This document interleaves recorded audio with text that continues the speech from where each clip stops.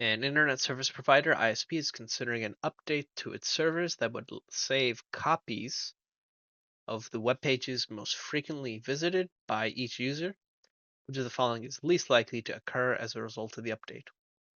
So this saving of copies that are of web pages that are frequently used, this is something known as caching, which is saving anything locally that is used or requested or accessed very frequently, because saving it locally allows you to access those files much faster than having to request those files every time you need them.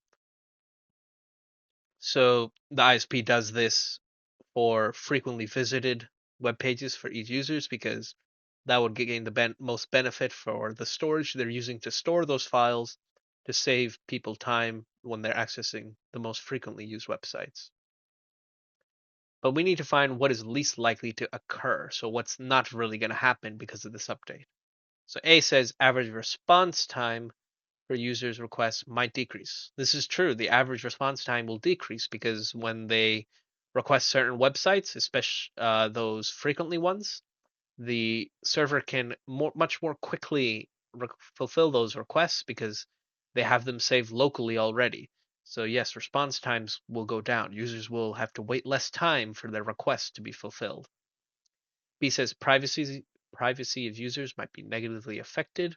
This is true. This will likely happen because the ISP is storing the most frequently visited websites for each users, then they know the user's interests and preferences and the various types of websites they use. So this would attach some sort of interest and internet identification biography to each of their users because the ISP is storing what they visit the most. So, certain ISP could have a user that visits a lot of websites about hiking gear and mountain climbing, and if the user visits those sites a lot, then the ISP will store those sites and probably be able to tell that this user hikes a lot or mountain climbs because they're visiting these sites so much.